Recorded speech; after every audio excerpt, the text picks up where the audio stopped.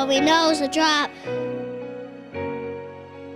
What we don't know is the ocean. Hello and welcome to the Newton Knowledge Podcast. My name is Mark Singer, partner of Newton One Advisors, and I'm joined by our managing partner, Steve Target. The Newton Knowledge Podcast will provide meaningful content to our valued advisor community.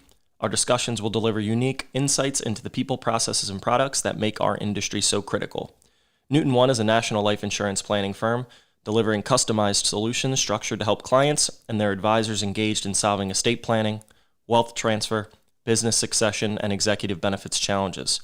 We are a member of the M Financial Group, which grants our clients access to the nation's elite carriers and exclusive products available only through our network. Today, we have VP of Investments with Raymond James, Michael Francisco, and partner at Lex Nova, business and estate planning attorney, Colin, which this is your third time on as a guest. So you said you don't know if this is a good thing or a bad thing, or we just can't find any more guests. I will say it's a good thing, and thank you again for being part of our discussion today. I appreciate the compliment. Yeah. Whether you're being genuine or not, we can talk later. I am being genuine. So today I want to start off the discussion with a few advisors at M firms have been asking me, you guys do the podcast. Why do you do the podcast? How has it been from a marketing standpoint and just from an education standpoint to those we work with, centers of influences? And I can honestly say that the reason from my perspective, and I'm sure Steve can tell us his thoughts, but this is more realistic than in terms of what we do day to day than just setting up a webinar and talking about multi-generational split dollar or private placement life insurance or premium financing in a case. Sitting down and collaborating with the estate planning attorney, wealth advisor, figuring out where insurance fits within one's estate plan, that collaboration and those discussions are simply more realistic than doing something as sitting down and running through a webinar. So that's why we do these podcasts, and I just wanted to start off with that because this kind of resonates with why we do what we do. In terms of the discussion, the foundation of what we're talking about, Mike and I were sitting at a diner, and we both share a love for diners, and I've pocketed what Mike has said, or what he calls diners. I guess the better the diner is, he calls them, they're a real greasy spoon. So we were at a real greasy spoon. I won't share what the diner is, but it's one in Morristown. And we were talking about what is a good topic to discuss that's relevant to all of our practices. And he said, privately held business, the founder of the business is exiting or transitioning out of his leadership role, if you will. And his son, daughter, or someone in the family is taking over. And a few years into that transition, that son or daughter is starting to realize this may not be their passion, if you will, or maybe they've seen what they could get for the business if they were to sell it, and that seems appetizing to them. So the question is, for all of us at this table, as that potential transaction takes place, from an ideal standpoint for the selling party, their family, as well as the founder, as these conversations come up, and I'll start with you, Colin, what questions do you begin with when these types of conversations come to your table? Sure. So, the first question is, what's the current ownership structure of the company, right? So in the example you just gave where, perhaps Gen 1 has partially left the business or they've started to slow down. A lot of times in those scenarios, they still own 100% of the shares, and maybe son or daughter or multiple, children have begun to take over the day-to-day operation. But, where's the actual equity held? That would be the first piece. Has there been any estate planning or succession planning, that has started or been implemented? Whether we begin to, leave shares to the children or whoever the successor may be. Have those shares or interest in the company been left outright or in some type of trust? Have they been left in some type of asset protection vehicle? More often than not, when they're coming to us for the first time, none of that planning has been done. But I think, getting a full understanding of how the company or what the cap table looks like can be very helpful in determining what planning opportunities, may still be available. The other thing that, you want to wrap your arms around are, forget just the equity holders, but who are the key players here? whether that's the individuals who are actually involved in the business, or perhaps there are family members who aren't in the business, but it's important to Gen 1 to treat both kids equally. Do you have any idea what the true fair market value of your business is? Have you obtained a valuation in the last 12 to 36 months? Do you have a true grasp of what the fair market value looks like, and how did you arrive there? And then generally, what's the ideal exit look like? Is there going to be a complete exit from the business, or the shareholders or key employees going to need to stay on for a period of time? And then I think the last question, and it might be something that Mike can hit on with a lot of the people he works with, is now the right time to exit the business, right? Are you financially healthy? What's the market look like? Has there been any responses or answers to your questions that are alarming over a lot of the estates and business transactions you've worked with over the years? If so, can you share some of them? Sure. I would say that the biggest concern or alarm that comes to mind isn't necessarily the response, but it's when I get a call or an email either directly from the client or someone such as Mike, and the client comes in and they already have an LOI in hand, right? Hey, I'm closing in 60 or 90 days, and help me out. Help me out. Can you take a look at the purchase agreement? And in that scenario, more likely than not, we've lost a lot of leverage or the ability to do some pre-transaction planning, to do some tax planning, or transferring the business to the next generation. But in the event someone were to come in advance before we hit that LOI stage, or maybe we're just starting to do some due diligence or investigate our options, and hopefully that time frame is 3 or 5 years, hopefully multiple years down the road. The biggest concern I would have is whether there's been any succession planning done. A lot of times there's promised equity, or there's handshake agreements or back of napkin deals that Gen 1 may have, or even whomever the equity holders are, but maybe they have a key employee and they promise to give them 10% on the way out, but it's not memorialized anywhere in the corporate documents.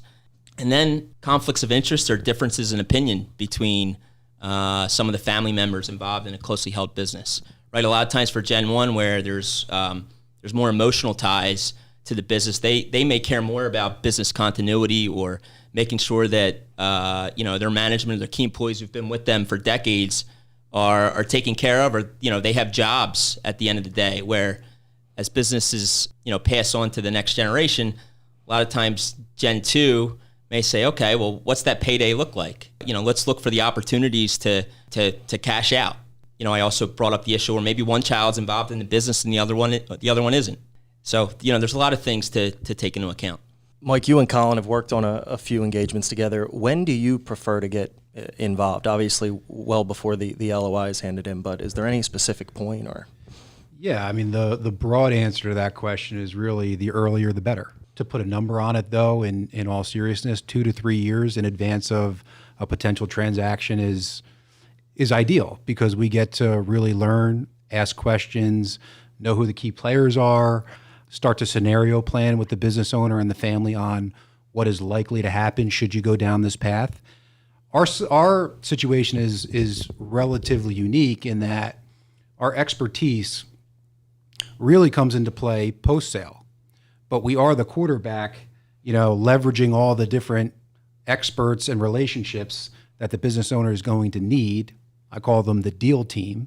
So you have the attorney, you have the accountant, you have the insurance professional, you have the financial advisor that's bringing in all these different relationships as this potential transaction is coming to fruition. The investment banker. There's a lot of people that are in on this that aren't really that present post-transaction. Myself and my team, we see it pre-transaction, as the transaction hits, and then we typically have another 20, 30-year relationship with the client family. So we're vested to make sure that everything goes as smooth as possible, and almost none of them are smooth going through this process. But you try to prepare the client family as much as possible. That makes perfect sense. And quarterback, you're speaking my language now, but to facilitate all those positions and making sure everything's in order makes perfect sense. Is there something you listen for very similar to what Colin noted on during the initial conversations that you pick up on or maybe may be concerning to you during those discussions? Yeah, I mean, you referenced the greasy spoon. I'm a cup of coffee guy. I'm a diner guy. So I like to segment things up in relatively simplistic chunks. So talk to me about the past, right? How did this business start? What were the risks that were put in place? What were the key decisions that you made as a business owner in order to be successful and build this successful business. And where are we today? Who are the major players involved? Who's driving the business? Who do we need to take care of? Who's gotten to the business and assisted up until this point?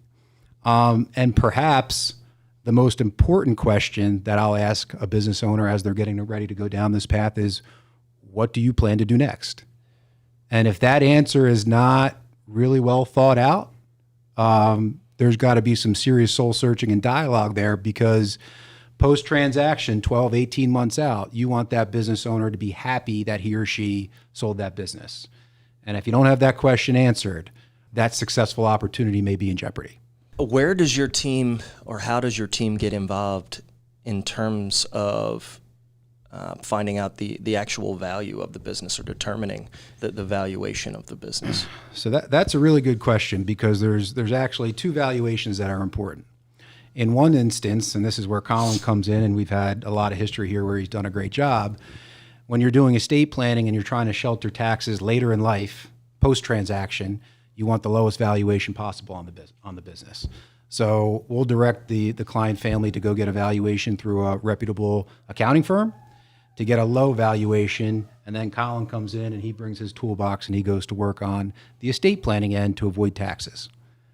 I don't know about you guys, but most of my clients hate paying taxes. And in this great state of New Jersey, it's pretty important to do everything you can to avoid that. But leading up to the actual transaction, there's another valuation where you want the highest potential valuation. Some may call it a quality of earnings, where you do a deep dive on the financials of the business in order to get the highest valuation possible before you go to market and the investment banker goes to market and starts to market that business for a potential sale. Let's dive a little deeper into that tax question. What are some of the challenges? I'm not sure if this is to both of you or to you, Colin. What are some of the challenges with regard to excess taxes that might be avoided if the proper planning was put into place? Sure. So I think the immediate tax concern that any exiting business owner has, because it applies immediately, is capital gains or a potential income tax hit. And that's both at the federal and state level. And a lot of times when during the definitive agreement stage as it's being drafted, there's some key terms that are often overlooked. Everyone's focused on that purchase price, but just simple things in an agreement, whether it's the deal is being structured as an asset sale or a stock sale, can have major implications on what the tax liability may look like, how the purchase price is going to be allocated, right, to assets, to goodwill. So just being aware of what the income tax or capital gains tax liability may look like, that's certainly probably the primary issue that most of our clients look at. But the estate planning attorney in me, the one thing that I like to talk about is the estate tax. And there's a real opportunity to mitigate or even avoid potential estate tax altogether. And right now with the enhanced estate tax exemption, there's real opportunity to remove the value of a business, whether it's today or the future growth of the business outside of your taxable estate. So I would say those, the capital gains tax, the income tax, especially at the state level. Mike referenced how heavy that can be in New Jersey, sometimes 10+%, but then the federal estate tax as well. Mike, do you have any other planning ideas? You talked pre, during, and post, but other planning ideas that business owners can potentially take advantage of before sale? Yeah, I mean, before sale, and Colin and I have worked on a few different cases here, especially with New Jersey clients, but there's something called a non-grantor trust, where you can shift ownership shares into this non-grantor trust, perhaps in Delaware or Nevada, and avoid potentially all of New Jersey state income tax or capital gains tax on the sale of that business.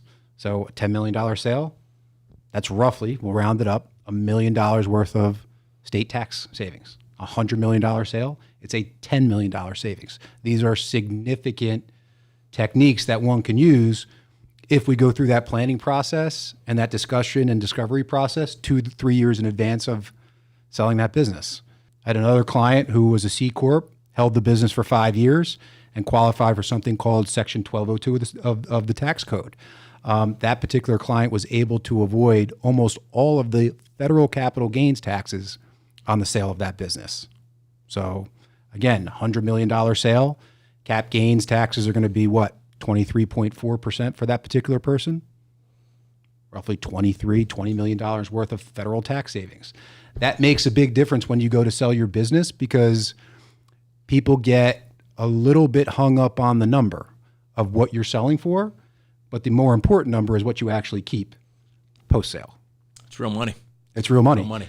So to both of you, do you have any, we'll protect the names of the clients, but do you have any examples, any case studies that you might want to share that demonstrate some of the planning advantages that you've worked through with clients, and maybe some of the pitfalls that you've seen as well?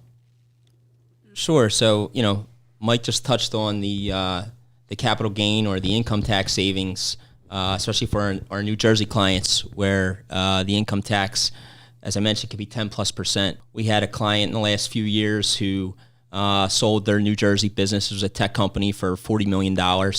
And with advanced planning, we were able to move the shares of the company into a Delaware incomplete non-grantor trust, often known as a DING. And we ended up saving the client, more than $3 million in state income tax in New Jersey. On the estate side of things, very topical right now. We just had a client earlier this month who sold his business for, I think it was $57 or $58 million. He had a waste management company. And a couple years ago, we were able to get a valuation. We had recapitalized the company, created voting and non-voting shares, got a very favorable valuation that was discounted down to 25 or 26 million. We were able to move essentially the entire business into what's known as spousal lifetime access trust, SLATs. And we reported the gifts on federal gift tax returns at 26 million. We used up pretty much all of the exemption at the time for both spouses. And, not only did we get a company 2-3 years ago valued at 26 million out of the estate, but, at closing, $58 million company, all the growth was out of the company as well. So, that's just an example of doing some planning 2, 3, 4 years out in advance that may not be available to you when you go to your attorney or wealth advisor 3 months or 6 months before a potential transaction. And I'll touch on 3 key bullet points that I think are the determining factors to a successful sale or an unsuccessful sale. One is perspective of, these are mostly family businesses, right? So getting the perspectives of multiple family members, especially the ones that are involved in the business, hearing what each goals and objectives are, so that is out there and it can be discussed in advance of selling. Also, communication. The deal team's got to be in sync together, right? So that quarterback of communication and relationships is really important. Number 2, and I ask this question of every business that's considering selling: do you think the buyers want you to have an investment banker representing you upon sale? And when the business owner sits back and thinks about that, he's like, no, I would bet that the buyer does not want us to have an investment banker, because the investment banker is going out, he or she is creating competition. He's marketing your business to the best buyer that's out there. And the best buyer that's out there for this business owner is probably more important than the actual number, right? And that investment banking fee can be high, but from my experience, they are worth their weight in gold by getting you the right deal for you and your family and that business. And then lastly, and I touched on this point a little bit earlier, when one sells your business, now what? Are you philanthropically inclined? How do we achieve that? Do you want to start another business? What does that look like, and who are you doing it with? Most of my clients are successful business owners. So liquidity, toys, experiences are not a problem why they own their business, right? They can pretty much do whatever they want. They could play golf at any course that they want to go to. They could travel around the world. That doesn't necessarily change when you sell your business, but you do dramatically reduce risk, right? Because these business owners, regardless of how successful they are, they're always straddling the line between success and failure. That never really changes. So they're reducing risk. Maybe they're pivoting. They've done everything that they can do from a business standpoint or in that particular sector and industry. And maybe they're pivoting to more family goals because that's always potentially been on the back burner while they're building and trying to be a success. So what comes next post-sale? And those are the 3 things that I would harp on. Yeah, and I'll add three things that are similar, but we're in the three thing mode here. I was with somebody yesterday who had sold his business, and the three things that were presented to me many years ago related to if you're the answer to whether you're ready to retire probably also applies to whether you're ready to sell your business. And the three questions are: have I had enough? Do I have enough? And do I have something to do? So this fellow yesterday was saying when he sold his business, he had enough. I think he had 400 or 500 employees. He was becoming concerned about the future generation of workers and how hard they were working and commitment to the company, and maybe the industry was changing a little bit. He was tired of running the business. He had enough. So he checks the first box. Does he have enough? Well, that's where the wealth manager, financial planner comes into play. It's a math equation. You sell the business, you net out something. Is that enough? Can you live the standard of living that you want after the sale? Presumably you check that box as well. And then to your point, do I have something to do? Golf, philanthropy, spend times with kids, grandkids, travel around the world, whatever it is. But those three questions I think are helpful questions to answer as you're thinking about the sale of a business as well. Is there anything, Colin, I'll ask you first, that you want to leave our audience with for those privately held business owners if they are considering selling or maybe not, just in general? What would you leave them with from an advice standpoint? Sure. I mean, the common theme is just the importance of having a plan. Mike touched on the importance of communication among family members. I think maximizing the value of your business is important, but I would say that 1A and 1B are business continuity and family harmony. So just an open dialogue with your children or whoever the potential successors of the business are, so there's no surprises. I didn't get a chance to answer your question about, a potential pitfall, but, we're dealing with an estate right now where, unfortunately, a client passed away due to ALS.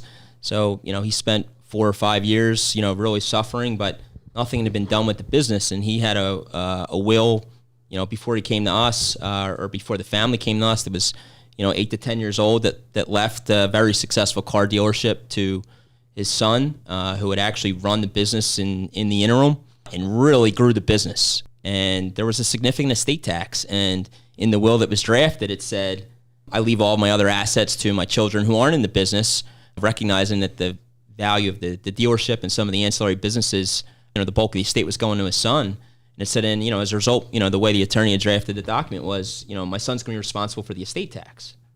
Well, the son in the last decade grew this business 4X, 5X.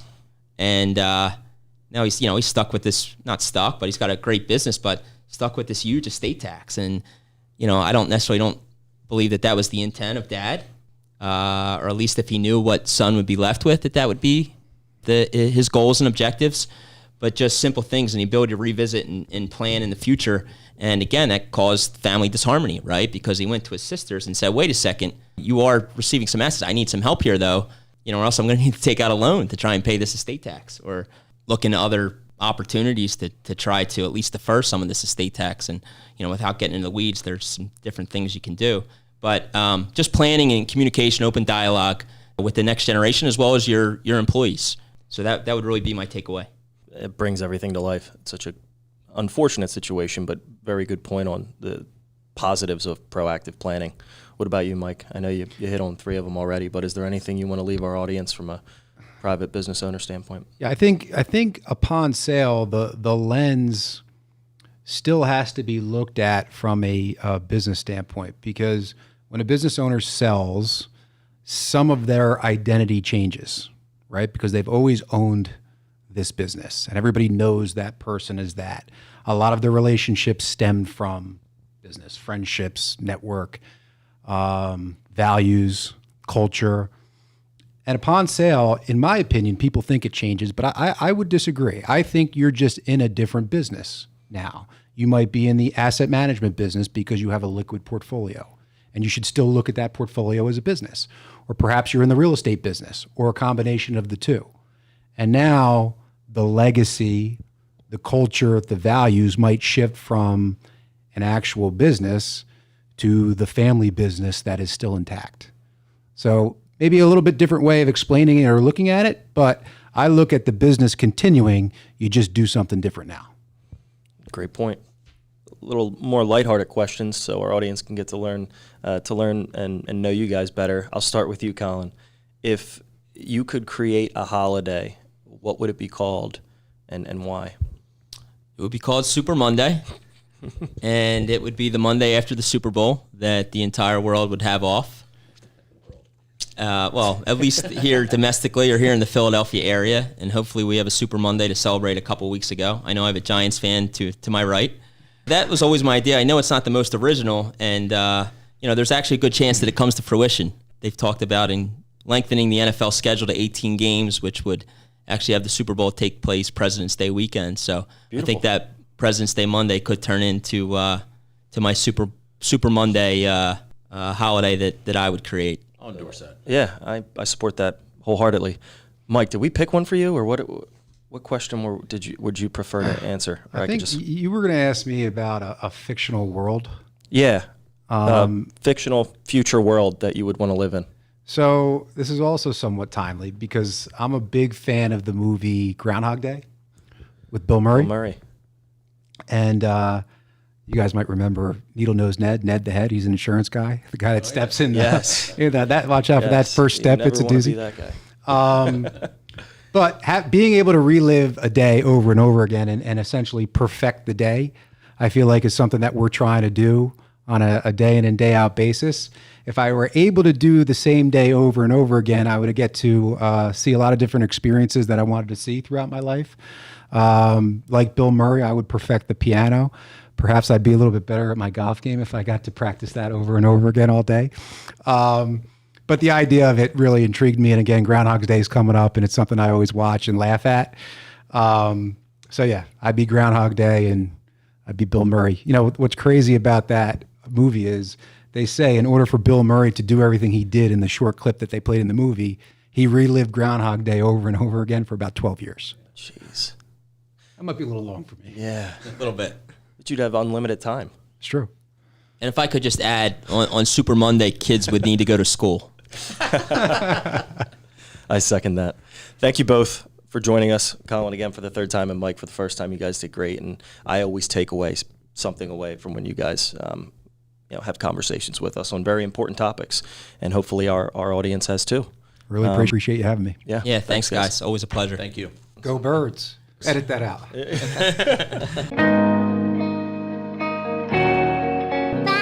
Goodbye. The material and opinions voiced are for general information only and are not intended to provide specific advice or recommendations for any individual. To determine what is appropriate for you, please contact a member of our team.